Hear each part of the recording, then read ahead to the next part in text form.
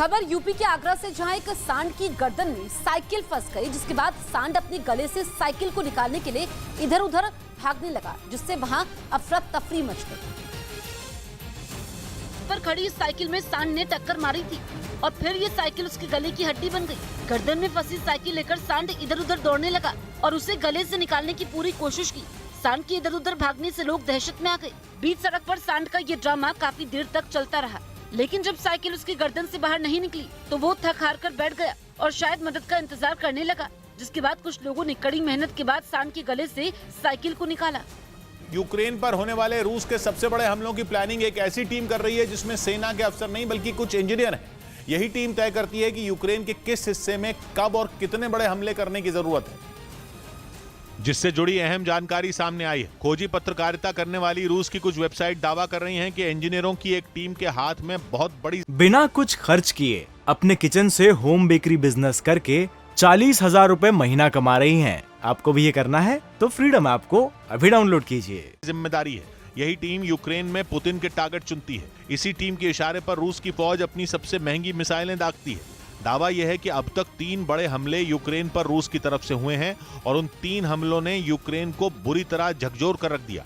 Ukraine को अब तक हुए कुल नुकसान में 40% उन 3 हमलों में ही हुआ था। वेबसाइट ने दावा किया है कि इन तीनों हमलों के पीछे पुतिन की उसी स्पेशल आर्मी का दिमाग है। ये ऐसी आर्मी है जिसका काम करने का अंदाज सेना की किसी यूनिट जैसा बिल्कुल नहीं है, बल्कि ये यूनिट बिल्कुल ऐसे काम करती है जैसे कोई वीडियो गेम खेल रहा हो। बल्कि दावा तो यह है कि इस टीम के कई लोग तो वीडियो गेम बनाने वाली कंपनियों के लिए ही काम किया करते थे, लेकिन अब इनकी भूमिका असली जंग के मैदान में खेलने की है। दावा यह है कि इंजीनियरों की ये टीम परंपरागत तरीके से बिल्कुल नहीं सोचती, इसीलिए ये कई मायनों में सेना से भी ज्यादा असरदार है।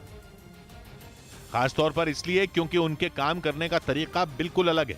दावा किया जा रहा है कि ये टीम हैकिंग में महारत रखती है। ऊपर से डार्क वेब से इनका दोस्ताना गहरा है। बड़ी से बड़ी और छोटी से छोटी जानकारियां ये चुटकी में निकाल लेते हैं। इसीलिए यूक्रेन में कब और किसे टारगेट करना चाहिए, पुतिन की तरफ से यह तय करने का काम इस टीम को दिया गया है।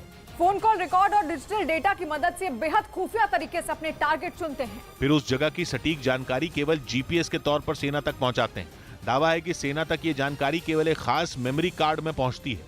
उस कार्ड को सीधा मिसाइल के प्रोग्राम में डाला जाता है।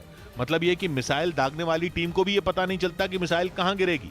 और पुतिन की यही स्पेशल टीम है जो रूस के आक्रमण को ज्यादा धारदार बनाती है। पता चला है कि इस टीम को 3 हिस्सों में बांटा गया है, जिन्हें बेहद खुफिया लोकेशन पर रखा जाता है ताकि किसी की भी लोकेशन की दुश्मन को भनक न लग पाए।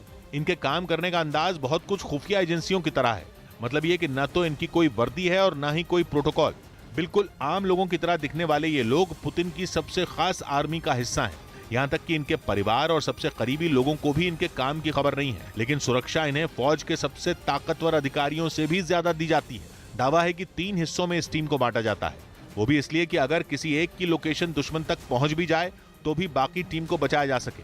पता चला है कि इस टीम में कुछ ऐसे युवा भी हैं जो रूस की नौसेना में रह चुके हैं। इन्हें फौज के तौर तरीकों की भी खबर है।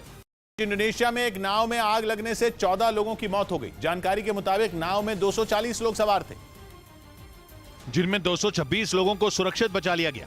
हालांकि रेस्क्यू के दौरान तेज लहरों की वजह से बचाव दल को काफी मुश्किलों का सामना करना पड़ा, लेकिन उन्होंने हिम्मत नहीं हारी। आग लगने की वजह का पता नहीं चल पाया। तुर्की ने एक बार फिर इराक में एयर स्ट्राइक की और 9 कुर्द लड़ाकों को मारने का दावा किया। कुर्द लड़ाकों को तुर्की आतंकवादी कहता है, जिन्हें मारने के लिए पिछले कुछ महीनों से वो लगातार इराक में एयर स्ट्राइक कर रहा है। और एयर स्ट्राइक का एक नया वीडियो जारी करके उसने फिर से कुर्द लड़ाकों को मारने का दावा किया। वीडियो में तुर्की का लड़ाकू विमान आसमान में उड़ान भरकर इराक की हवाई सीमा में घुसता दिखा, जिसके बाद उसने टारगेट पहचाना और उस पर बम गिरा दिया।